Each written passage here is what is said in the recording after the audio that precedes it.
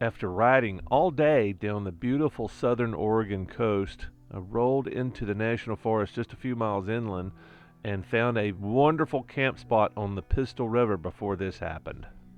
And I just don't understand what I'm doing wrong. I mean, this is the second time I dropped it, but this one I was oiling the chain and it mushed down. I guess it's mushier on this side than, I don't know. It was perfectly straight. This side started leaning the first time I pushed it up, so I pushed it forward.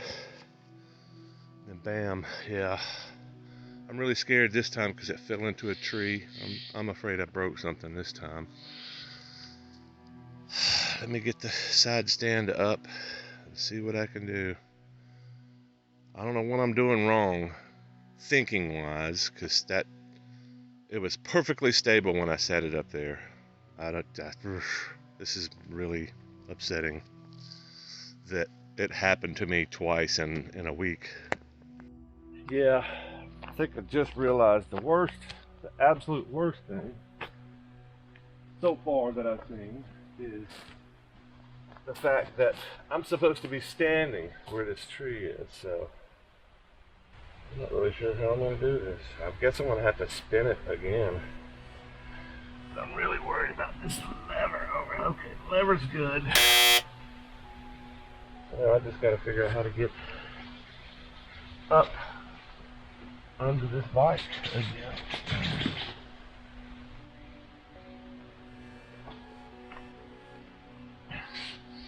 Yep. Mirror feels pretty loose, so maybe it took a lick.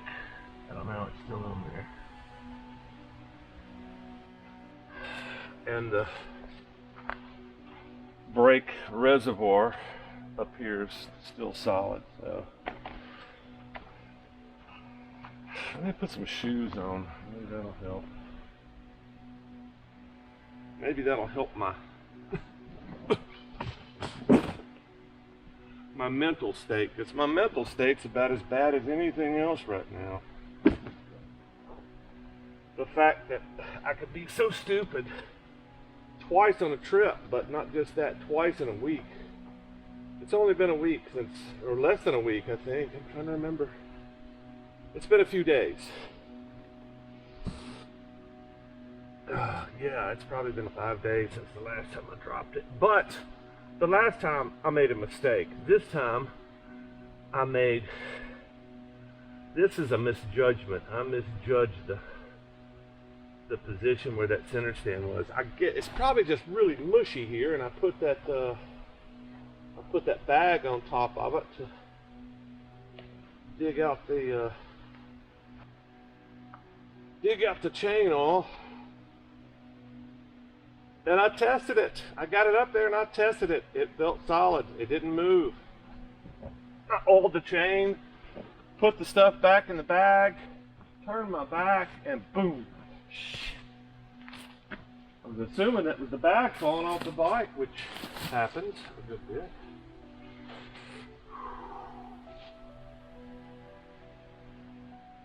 I have to find me another big stick because I don't know how to get in here like this. I got a good solid piece of wood behind me. I just get this bar up. I can just manhandle it.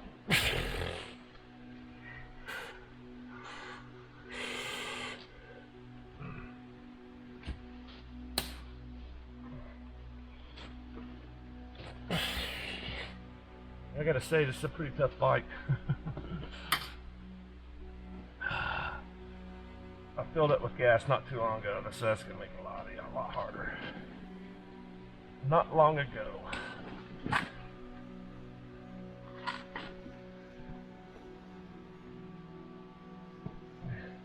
And you know, it used to be pretty strong,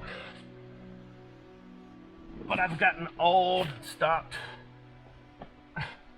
actually working my muscles, so now I'm just flabby and weak. But I still have some residual strength from my youth. But the chain's oiled, so I got that going for me. So I got that going for me, which is nice. Yeah, that's why you should always ride with bark busters, which are big aluminum or steel things that wrap and protect your controls. I've broken enough clutch cables, I should have known. Just I had a small budget this time and I was ready to roll, and I was thinking I'm not going to be doing any off-road stuff. I'm not going to be hanging it out there. Well, the good news is it's really soft right here. So the handlebar went in the ground, and I guess the lever, yeah, normally what happens on aluminum levers is they curl to a point and then they break. Sometimes they break at the mounting point. Other times, well, at least this time I did not get all cut up like last time. I mean, my hands are still fucked up from. You know, looking back on this now, it's funny, but at the time it wasn't entertaining at all. There was no humor.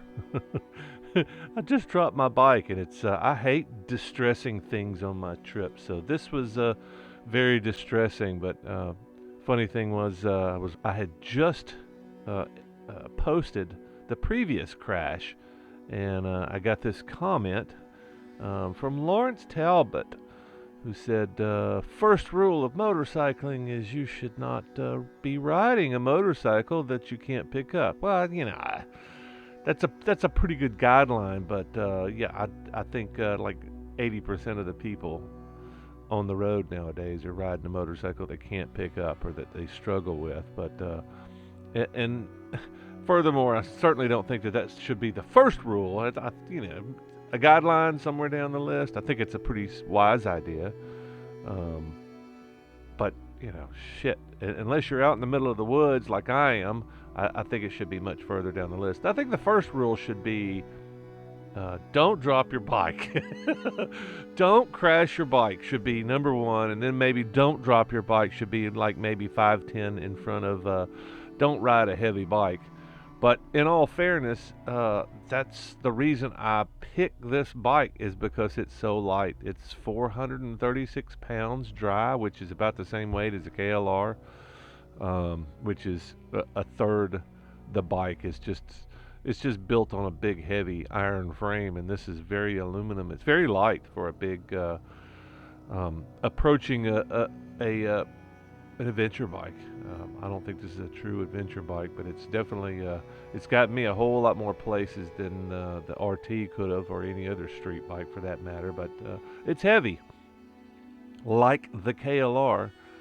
It has a big, heavy gas tank when it's full. It's almost 4.5 gallons full, and I probably had 4 in there. I just filled up before I came out in the woods, which is kind of stupid, but yeah, it's much heavier with a tank full of fuel, and that's what was going on in this situation. That's probably what's keeping me from lifting the bike. But in addition, I've got 2 bad knees, one really bad knee, one really bad ankle, and that's keeping me from going down and lifting with my legs, which is how you're supposed to lift the bike, which Lawrence didn't mention. But yeah, you're going to drop your bike if you ride long enough. You're going to drop your bike a lot if you ride out in the woods.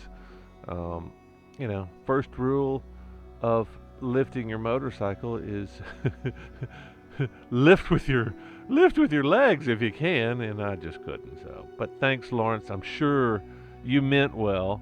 But yeah, I should know that. It kind of seems kind of snooty, but anyway, I got the bike up.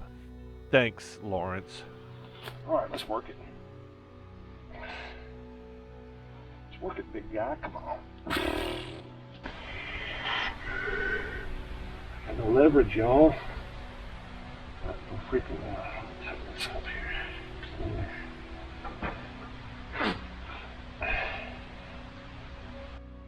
I got no roots.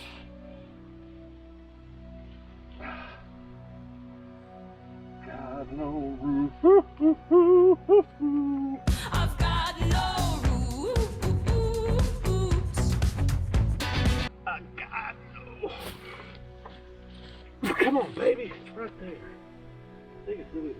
just hold it now. And my back's still hurting from the last time. Ooh, it's hurting. Lower right. But this should be easy.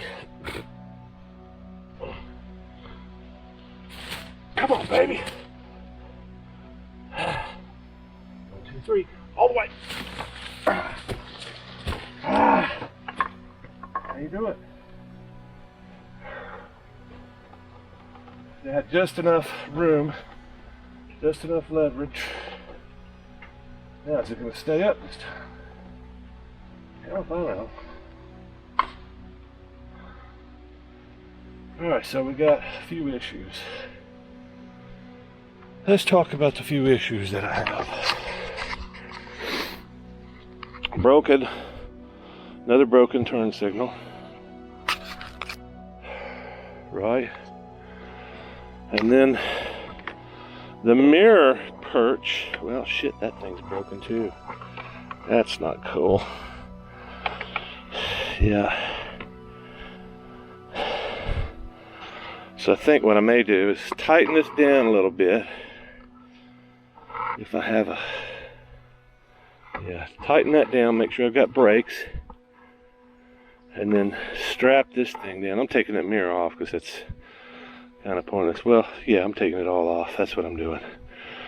So that's what I'm dealing with here before I load up. Hopefully it doesn't fall down again. I broke a lens on the GGI.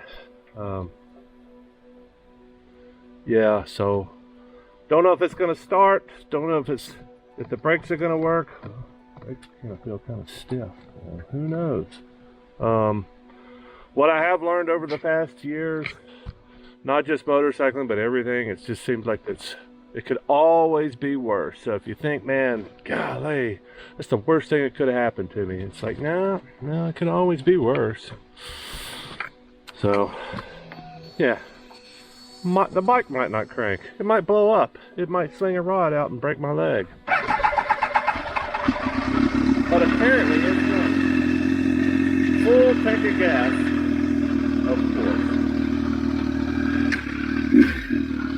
So far, so good. Let's see if we can make it back out to the highway.